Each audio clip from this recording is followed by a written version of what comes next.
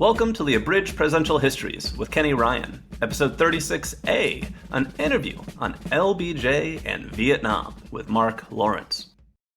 I'm excited to welcome Mark Lawrence to the show today. Mark is the director of the LBJ Presidential Library and Museum in my hometown of Austin, Texas, and he's the author of numerous books on Vietnam and U.S. international relations, including, most recently, The End of Ambition, the United States and the Third World in the Vietnam Era, which makes him the perfect person to discuss LBJ and the war in Vietnam with. Mark, thank you for your time. Thanks, Kenny. It's great to be with you. Thanks. First off, what inspired your interest in Vietnam? Yeah, it's a great question. I've been doing this for a really long time, and it can sometimes be hard to remember why I got into this business. But, I was born in 1965. I have no direct memories of the war or, really of the controversies that played out around that time.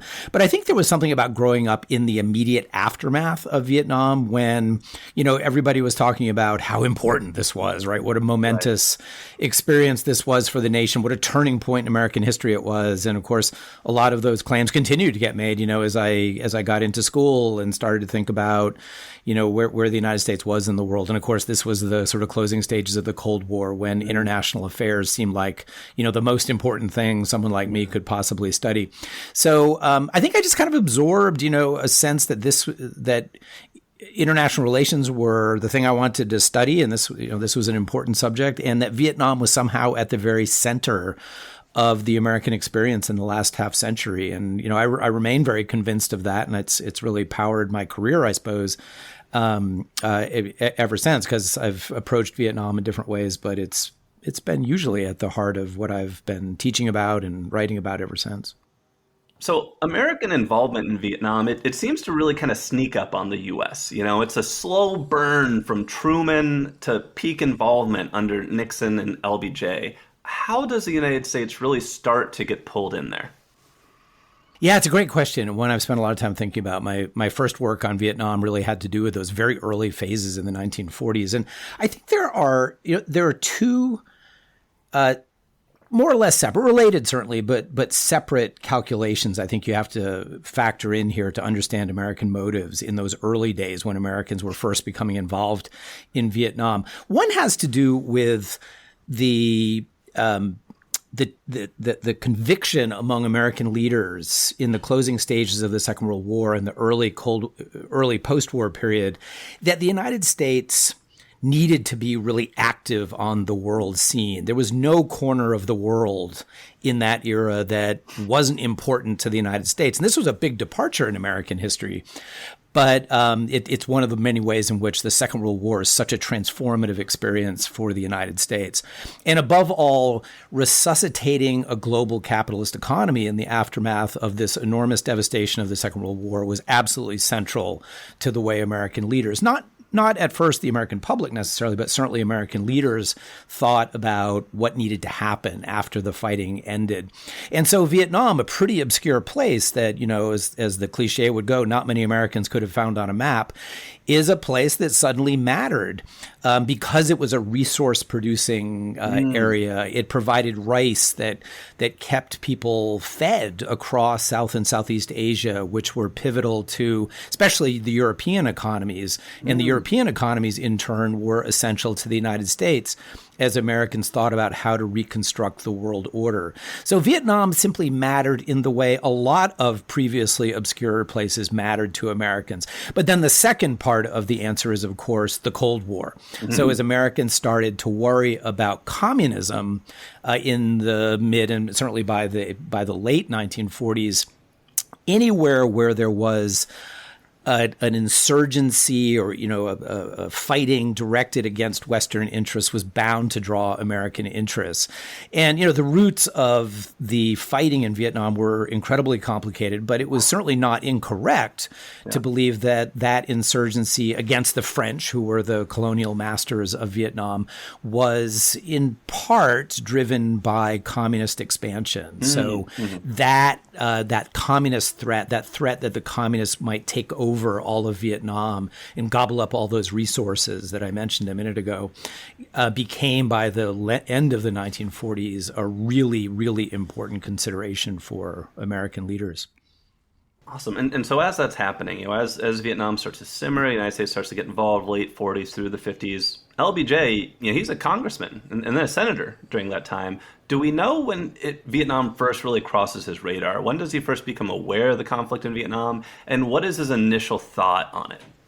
Yeah, it's a really interesting question, and there's not a ton of evidence from, let's say, the late 1940s across the 1950s about LBJ's engagement with the Vietnam problem.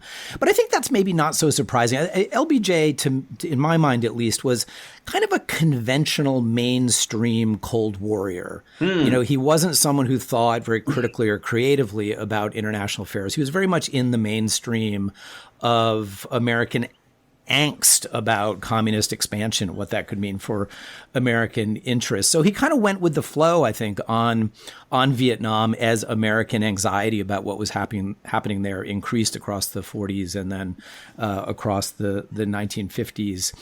As well. There's some evidence, especially around the Dien Bien Phu crisis in 1954, as the French army was really on the ropes and the end of the French Empire seemed to be at hand, that LBJ worried about the possibility that the United States might step in there and assume a major military role. He was aware of the argument that the United States really didn't have what it would take, at least at that moment, to wage war in Southeast Asia. But he believed certainly in containment, in the need to stand tall in South or Southeast Asia. I think it's fair to say he just wasn't sure Vietnam was necessarily the place to draw that line and make that stand. He would, of course, come later to the opinion that it certainly was. Yeah. But, he was... I think to the extent he thought about Vietnam, well within the mainstream, but he could perhaps have been convinced in those early days that it was a place where Western prospects were so bleak that the line of containment should be drawn somewhere else. Yeah. So what's the situation in Vietnam when a few years later LBJ becomes president? And what were his immediate goals and strategies in relation to Vietnam when he, it just lands on he is president, Kennedy's dead? Yeah. So by that point, in November 1963, South Vietnam, right? Vietnam had been divided in 1954 into North and South, and South Vietnam was the American ally that Americans were concerned to protect and defend. South Vietnam was really in serious trouble by the end of 1963. A major and ever-growing insurgency against the South Vietnamese government had been gathering steam across the early 60s. The South Vietnamese government wasn't performing very well in waging war against those insurgents or in sort of deepening its own legitimacy in the eyes of its own people. So all of the trend lines were going, from LBJ's standpoint, from an American standpoint, in terrible directions at the end of 1963. And in the minds of lots of American officials, it was becoming clear that if the United States was going to prevent South Vietnam from falling to the communists, the United States might have to take that next big step in its engagement in Vietnam and actually send in combat forces. Right. So for years, Americans had sent enormous amounts of economic aid and military aid as well, had sought to use all kinds of political influence to bolster the South Vietnamese government, had used covert operations, every tool in the toolkit, in other words, short of direct combat involvement. What started to register in 1962, 1963 is that the day might come when Americans, if they wanted to preserve an independent South Vietnam, we're going to have to take use that final tool in the toolkit, if I can put it that way. Yeah. And so that was kind of the nature of the situation that LBJ inherited. He was keenly aware that in November 1964, he faced a presidential election and he wanted to be elected in his own right. Yeah. So I think what you see across 1964, essentially in the first year LBJ was in office, is that he tried to keep a lid on Vietnam. He didn't want it to become too big an issue in a way that would damage his ability to get his domestic agenda passed, or create unpredictable political forces that might interfere with his ability to get elected. Remember, his opponent was the ultra hawkish Barry Goldwater. Right. So a major war, wasn't something that he believed would necessarily work to his political advantage. But once he was elected by a huge landslide in November 1964, that's when I think he and his advisors really got serious about crossing that line toward a full-fledged combat role.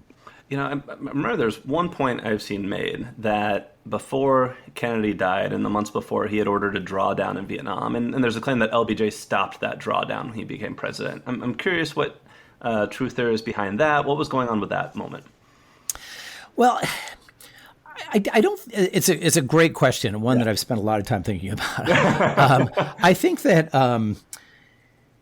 there is not much evidence that JFK had a concrete plan to withdraw American troops. It's true that there was a scheme for withdrawing some American forces, but as best I can make out, this was part of an ongoing plan to cycle new units of American troops through Vietnam. It wasn't part of a master plan to withdraw. Got it. That said, I do think that JFK was a much more nuanced, subtle, and cautious figure when it came to the use of American force than LBJ was. So I think you can make an argument, I would certainly be open to it, that if JFK had lived, you would get a very different kind of American experience in Vietnam than you got with LBJ. Thank you. So the experience LBJ did get is that on August 7th, 1964, Congress passed the Gulf of Tonkin Resolution, giving LBJ a blank check to do whatever he wanted in Vietnam. Where was American support for involvement in Vietnam at this point, and what did the American public generally know about Vietnam? Because this was an overwhelmingly, popularly passed resolution in Congress. Yeah, exactly. Unanimous in the House and just 2 votes against in the Senate. And I think that reflected I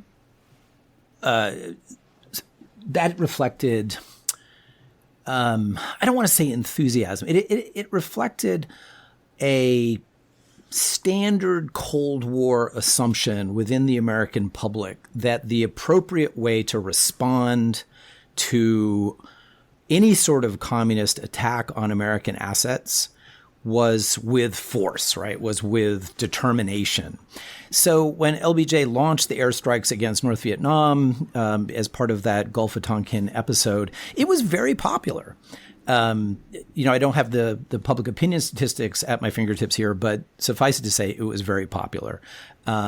Ordinary Americans, by and large, rallied around the flag and came, I think, quite readily to the conclusion, the United States was doing what the Cold War demanded, what it had done in Korea and lots of other places up to that point in the Cold War, that was necessary to prevent, sort of keep the communists in their box and defend American interests.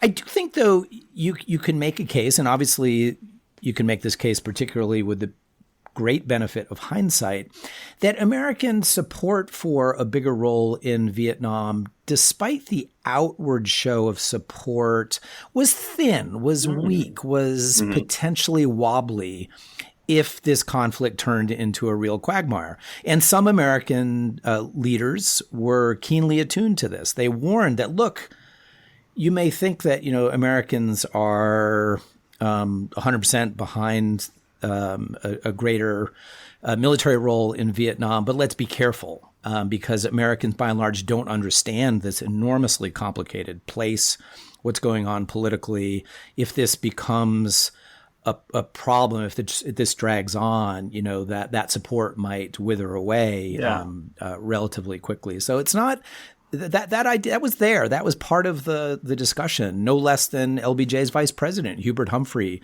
was very attuned to this risk of intervention. It almost It feels like an analogy where if you ask somebody, hey, would you like some cake? They'd be like, of course, without thinking about it, I'd Yeah. love some cake. But then if you showed them the cake and it was like clearly it had been left out for 3 months and it looked like terrible, they'd be like, maybe I don't want cake. It, it's a yes, exactly. I like to bring Yeah. dessert into my analogies of politics. Yeah, yeah, yeah. I love that. I'm going to use that myself. Thank you, thank you. So, LBJ has this power. He has this authority to do what he needs to do in Vietnam, whatever he feels he needs to do in Vietnam. And over the coming years, he does increase American presence, increase American troops.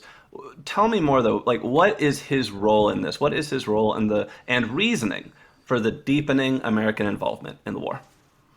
There are some historians out there who have argued over the years that LBJ didn't know that much about foreign affairs. He was really he was really controlled by his advisors. They were the ones who were responsible for escalation in Vietnam. And I don't want to minimize their role. People like Robert McNamara and Dean Rusk and so forth were important players in this story. But in my view, LBJ really was the central figure. He was the one who made the decisions. He was the decider. He was the pivotal figure, and he was pretty gung-ho, I think, on escalation. That doesn't mean he wasn't aware of the risks and the concerns and even the dissent that was being voiced by people around him. But I think he didn't give that dissenting advice all that much serious consideration. And I think there were two things that were really driving his decisions.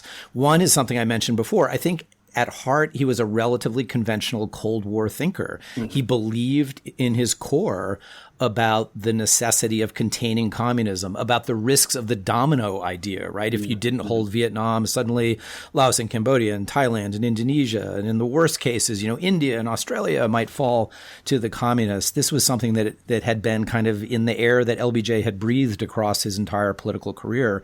And he simply didn't have the creativity, I think, when it came to foreign affairs to question that in a way that maybe, arguably, someone like JFK was willing to do. The other thing I would put into the mix here, which I think is very important with LBJ, is that he was principally concerned about his domestic agenda, as we all know, right? The Great Society was LBJ's baby. That was where he wanted to make his mark and leave his lasting legacy in the United States. And I think many of us would probably applaud, so many transformative elements of the Great Society as major steps forward for the country. But LBJ saw foreign policy, I think, including Vietnam, through a lens of domestic policy. He wanted to avoid taking missteps internationally in a way that would potentially create political problems for him. He didn't want to give his political opponents ammunition to say, well, LBJ's weak on communism.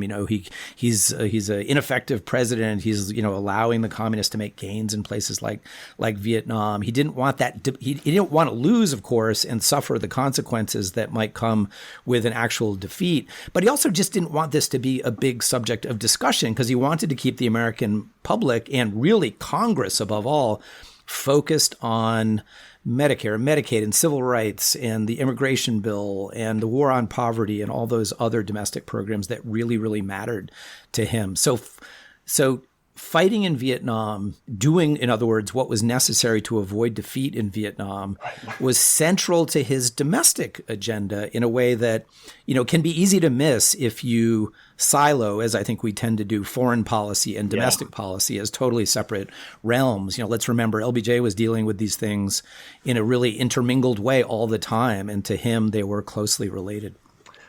When did that broad American support for Vietnam start to change? When did people really start to look at that cake and say, maybe no? Was this a gradual change, or were there any key moments that really jolted the American public against the war?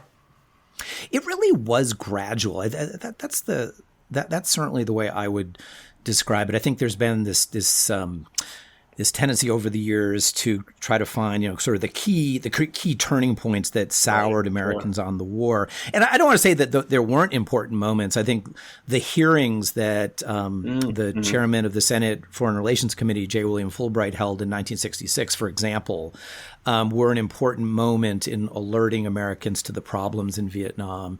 The Tet Offensive, to fast forward to early 1968, was another moment when clearly, the American public broadly was confronted with the reality of, stalemate at best in Vietnam. But I think when you look at the statistics, look at the charts, look at the public opinion data, what really jumps out at me is that support for the war really dropped off fairly gradually. There was no sort of moment, when things turn. I think it's a gradual trend that played out from mid to late 1965 when the war really started to get a lot of attention. And really that continued, down into the Nixon period. Why couldn't LBJ see what the American people saw? And especially, as you say, when this is very much a domestic kind of motivator, when he sees that approval for the war dropping, why didn't he abandon the war? It could have, maybe, who knows, saved his presidency. It's a great question. I think there's a couple of different answers that are important to think about here. One is that, we tend to use, I do it all the time, this term, the anti-war movement, as if it was just one thing. But we have to remember that LBJ, sure, confronted people who believed that the United States should cut its losses and get out of a failed enterprise.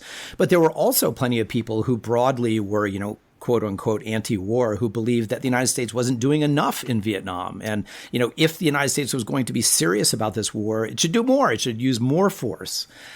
So public opinion was quite complicated for LBJ, far more complicated, I think, than sometimes the simple, dichotomy of anti-war, pro-war that some of us might hold in our heads would suggest. So he was navigating among a lot of different opinions about the war, some of which were urging him to do more, not less. And some of those people were really important to him politically. As well. But, I think the bigger thing, as other presidents have certainly experienced across American history, is that once you've committed American force and once, to put it kind of crudely, once Americans have started dying, it is very difficult, right, to dial it back and say, oops, that was a mistake. Let's cut our losses. I think that LBJ may have been right to think his political life would be over at that point, and he would be, maybe the life of his political party would be over, because that would be such a blow. Do we have a sense of if, because the people who are anti-war on either side, they had reasons for it. Do we have any sense of him really weighing those arguments and playing with them and considering them or dismissing them, or was he just, ears close, committed to his path? Yeah, I think it's somewhere in between the two, but maybe leans a little bit more toward the second scenario. I think he listened. He read, he heard the chants. He understood that people, including people very close to him, like the vice president, were critical of escalation and were frustrated and angry. But I think that LBJ, as the war dragged on, became in a way defiant of people whom he felt had betrayed him in some way, right? They had stood shoulder to shoulder to him when times were good, when they were passing all this transformative legislation in Congress. But then when he started to be criticized by people who had once been his close allies, I think it really made him very angry. And so LBJ, by the last year of his presidency, was quite a bitter man who wasn't in any mood to listen to people who he, sort of thought of as his critics, and he kind of sided really in 1967, 1968 with the Joint Chiefs of Staff, with his, by now, National Security Advisor, Walt Rostow, who kind of bolstered him and stiffened his backbone and drove him to carry on with the war. They were the people he was really listening to. Now, we've seen presidents with different level of involvement in the wars they presided over. You mentioned LBJ, you called him the decider earlier. Can you give me more detail on how involved was he and what was his involvement in the planning and strategizing of the Vietnam War?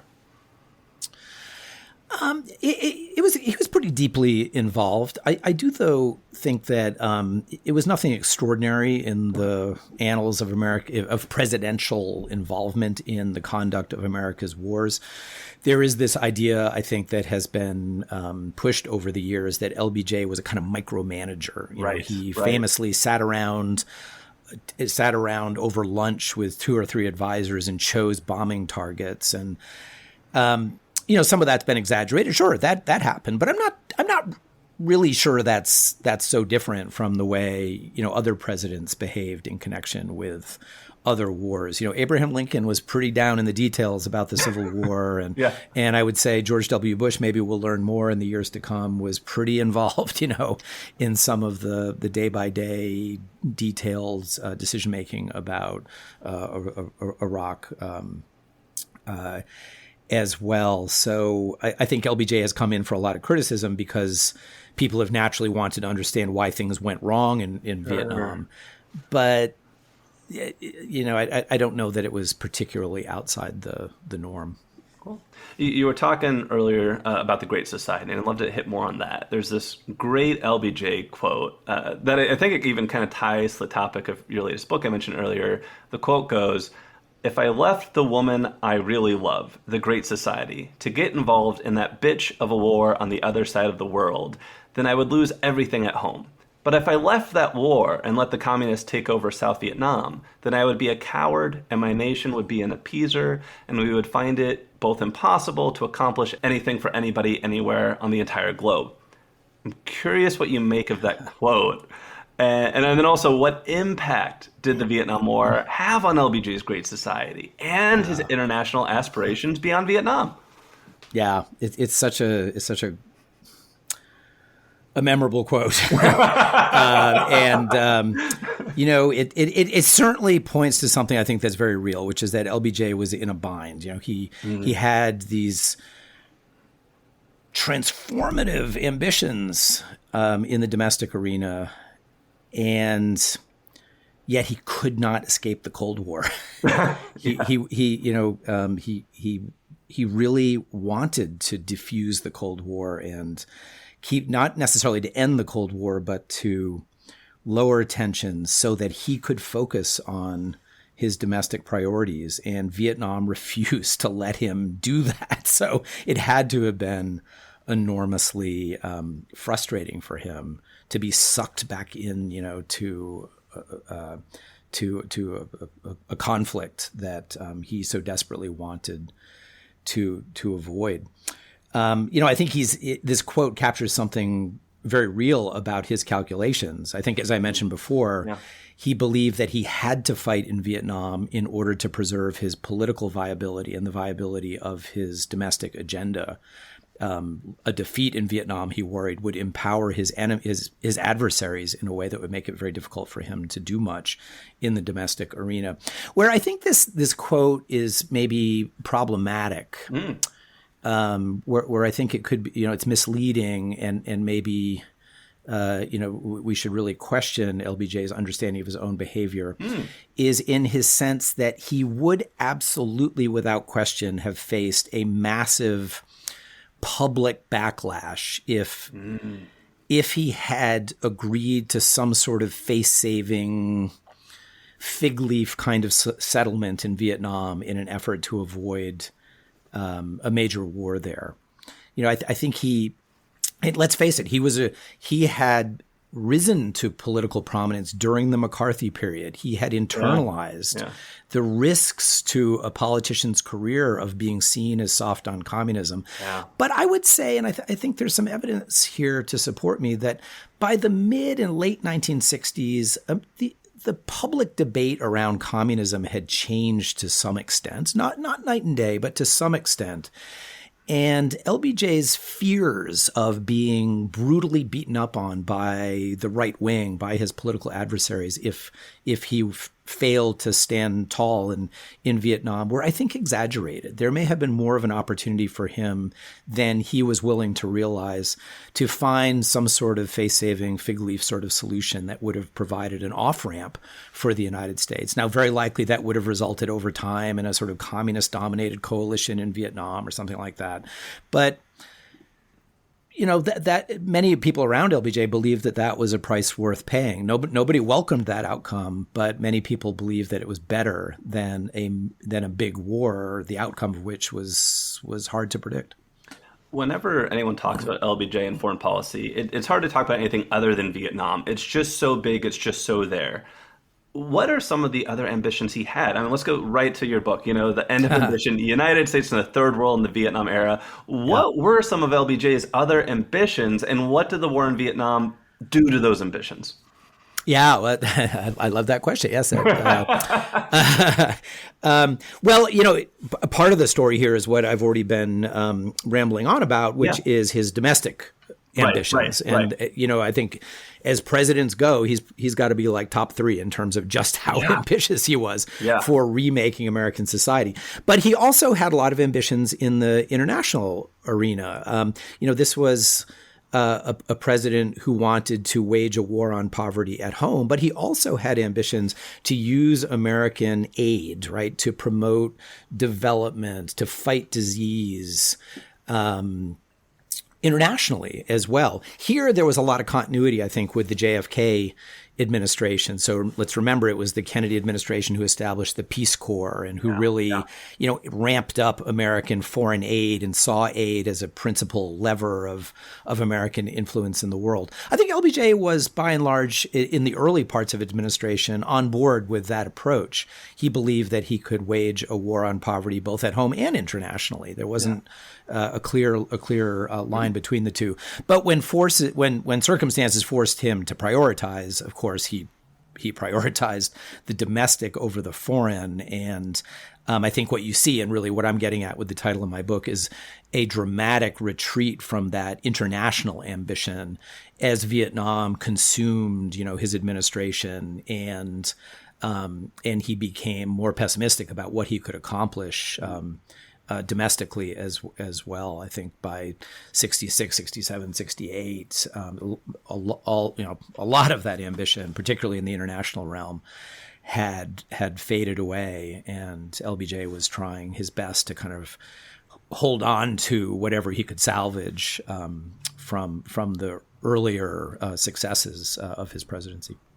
So in 1964, LBJ wins one of the greatest re-election margins of all time, sweeps it. 4 years later, he's being primaried in his own party. He's got opponents on the other side. There's people chanting outside, "How many kids did he kill today?" It's clear that his political star is falling. I'm curious, when you look at the decline of his popularity and his ability to be an effective politician, what percent would you say this is Vietnam explains his fall from grace? You're going to make me put a number on it. So I'm going to give you a number, but let me preface it by saying that I think there's been a tendency over the years to put the number for the Vietnam War very, very high, right? Yeah. It was 90% Vietnam. Take the war out and things would have been dramatically different. Right. I might, it sounds like a conveniently round number, but I think we should think in terms of 50% for Vietnam, because let's remember that at the same time LBJ was wrestling with Vietnam, he was also wrestling with unrest in American cities, the urban rioting, as we've tended to call it over the years. Yeah.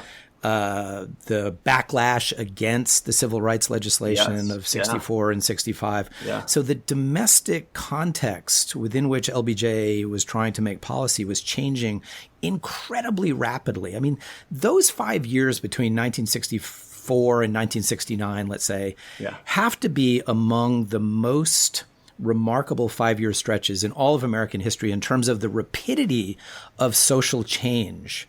So policies and approaches, I think what we broadly call liberalism, this kind of notion of gradual change, relying on the power and instruments of government, was so front and center for so many Americans in 1964. It really underpins, I think, his sweeping election victory of that year. By 1968, a lot of Americans are really turning against that optimistic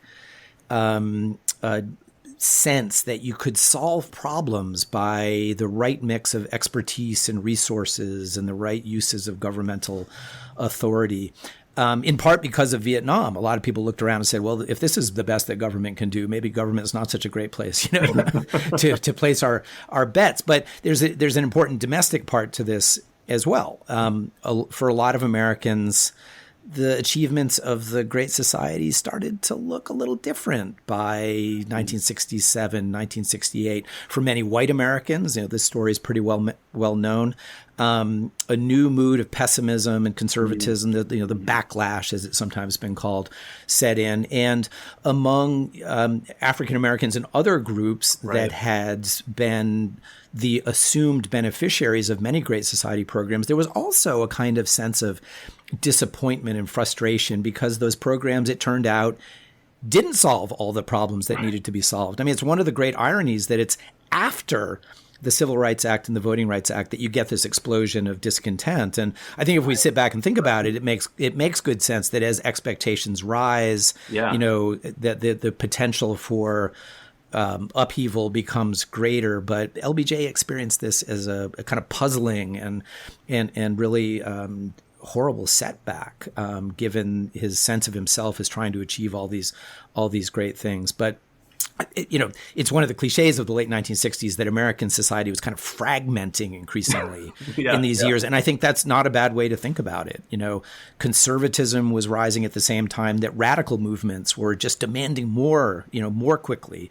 And all of these things are happening at the same time in a way that really pulled the rug politically out from under LBJ and the style of politics that he embodied and that he had really mastered, I think you could say, as much as any president, since FDR. So as LBJ is in the United States through this war, he was looking for peace. He was looking for a way out of it. And in his last year in office, you'll see reporting that he was close, but that Richard Nixon blocked him. Can you tell me about the Chenault affair? Explain what it is. How close was it? How true is it that Nixon got in the way? Yeah, so it's an amazing episode about which we've learned a whole lot more in recent years, and probably will continue to learn more as new documentary evidence shakes out. So I don't think we've seen the last of this of the discoveries on this issue. So in the days leading up to the 1968 election, exactly as you say, the Johnson administration was really shifting into a higher gear, trying to get some sort of negotiating breakthrough that would presumably help Hubert Humphrey and enable the Democrats to avoid disaster. And also, by the way, burnish LBJ's legacy and reputation, right, as a peacemaker. Sure. So it could have saved his whole legacy. Exactly. And so it was in that context that a woman named Anna Chenault, who was the Chinese-born wife of Claire Chenault, the American general, who had fairly conservative politics, very closely associated with the Republican Party. At any rate, Anna Chenault became a kind of go-between between the South Vietnamese government and the Nixon campaign. And the accusation has been that she worked hard to get the message to the South Vietnamese government that they should, under no circumstances, agree to any peace deal before the election. Richard Nixon, once he was president, would give them a much better deal that would protect South Vietnamese interests, much more than anything that LBJ would agree to. And there's some pretty remarkable evidence of these contacts between Chenault and the South Vietnamese embassy in Washington. LBJ found out about it through some wiretapping, which was in its own way fairly dubious, ethically and legally dubious. And LBJ in a conversation that was captured on tape said to the Senate Minority Leader, Everett Dirksen, this amounts to treason. He uses the T word because, of course, it is illegal for a private citizen, which is what Richard Nixon was at that point, to engage in diplomacy with a foreign government. So, my take on the Chenault affair is that it is indisputably interesting evidence about the Nixon campaign, about Richard Nixon's character, maybe about the lengths to which the campaign was willing to go to secure its best chance of prevailing. But where I'm not as convinced is that this really made that much difference to the actual conduct of the negotiations. I don't think there's a lot of evidence that an agreement was right there, for if it weren't for the Chennault affair, peace was at hand. I don't think there's any evidence that was the case. And I also don't think, by the way, that the South Vietnamese government needed Anna Chennault, or Richard Nixon for that matter, to tell them what was plainly obvious. I have to believe to them that, LBJ had strong incentive to end the war quickly and make compromises that might not be very helpful to the South Vietnamese government, and that they would do better to wait.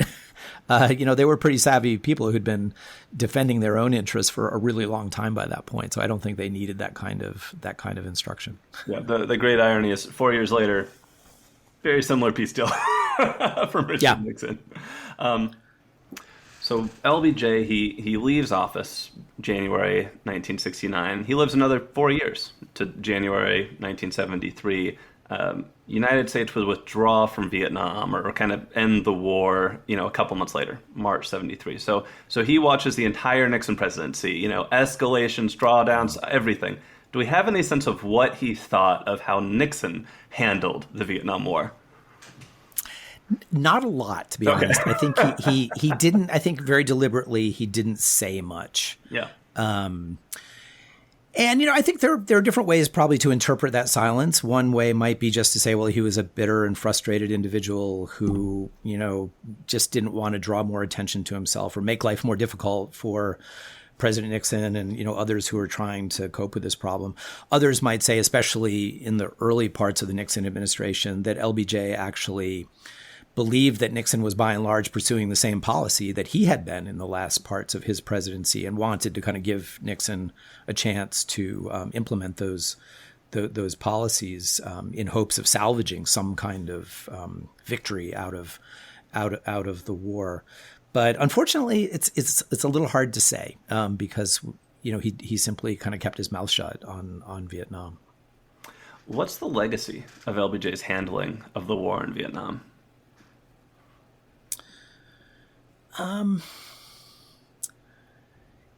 I think LBJ's handling of the war in the final analysis amounts to a case study in the demonstration of the limits of American power in the world. Now, you could even extend that to the domestic arena and say, here's this man who sat atop a political movement that believed you could solve any problem through the right mix of goodwill and expertise and resources. And it turned out there were a lot of problems that really couldn't be solved, or you could just, in the best case, just chip away around the edges. So I think a lot of people came out of the 60s feeling a sense of, frustration and disappointment that big things turned out to be a lot harder. And certainly this was the case in foreign policy, I would say generally, but Vietnam is, the place to go, I think, for the best illustration of that demonstration of limits, and I'm hardly the first person to say this. For a long time, people have said, the main lesson of the war in Vietnam is that Americans don't have a solution to every problem. And, it turns out that no matter how many resources, how much force, how much goodwill, how much political support is pumped into a place beyond American borders, those places can still defy American preferences. So, I think that is, lots of people have said it, but I think that really is the big takeaway from the Johnson presidency's handling of Vietnam. Do you think there's any lesson in leadership to be taken from how LBJ led through the Vietnam War? Yeah. And, here I fall back on something that I read a long time ago that made a deep impression on me. Doris Kearns Goodwin Yeah. wrote this, who spent some time alongside LBJ. In fact, the quote that you read earlier Yes. was from one of her books about Yep. her book about LBJ. She says it later on in that same book, something that, as I mentioned, really stuck with me. LBJ was highly, maybe uniquely gifted in his ability to achieve legislative breakthroughs. During his time in the Senate, the master of the Senate, right? To use a phrase that has been often applied in connection with LBJ. And during his presidency, particularly the first couple of years, he made Congress work and achieved these enormous legislative breakthroughs as really no president, maybe FDR, ever had. So he was an enormously skilled politician. There's just no question about that. But what Doris Kearns Goodwin has written and what really registered to me is that those same skills, those same leadership characteristics served him very poorly in foreign affairs, where you couldn't just throw resources and bring the experts around conference tables and marshal the necessary resources and solve the problems. That energy, that determination, that LBJ showed in the domestic sphere turned out to be really counterproductive, I think, in Vietnam, maybe foreign policy more generally, because he didn't listen to the people who said this really can't be done, or this can't be done at a cost that we should have any interest whatsoever in paying. The better move here is to cut losses, is to find some off ramp to make sure that we don't wind up in a real mess. So it's curious, I think. Sometimes how do we come to terms with a man who has these incredible highs and these deep lows? Yeah.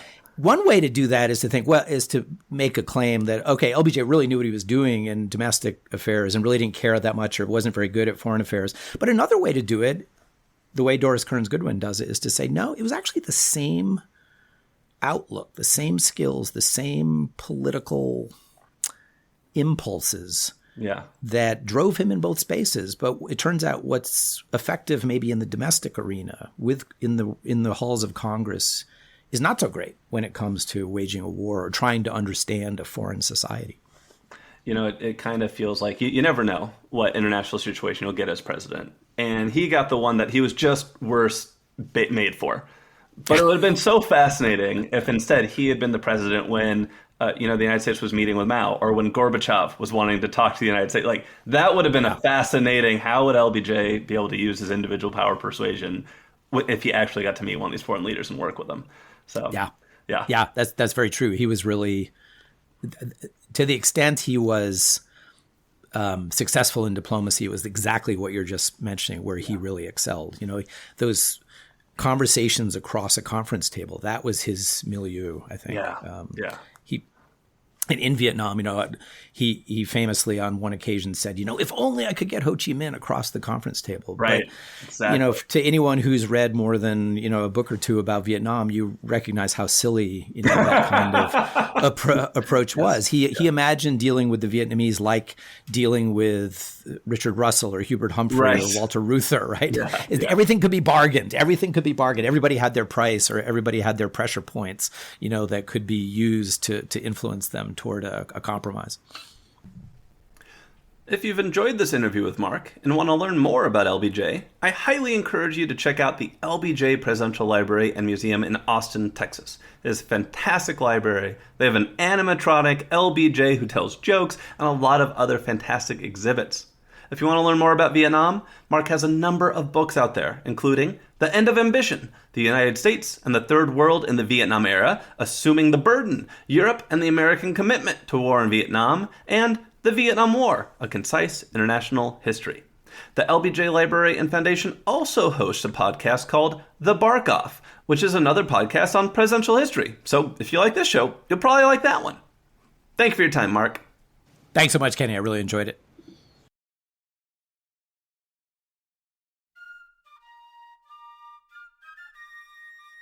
Thank you for listening to today's episode of Abridged Presidential Histories. If you enjoyed it, please subscribe, tell your friends and family about the show, and write a 5-star review on your podcast listening platform of choice. If you'd like to support the show, you can look it up on Patreon or go directly to www.patreon.com/abridgedpresidentialhistories. This helps me buy books and pay to host the show, and thank you so much to everyone who's contributed so far. The music in today's podcast is a public domain recording of the United States Army Old Guard Fife and Drum Corps.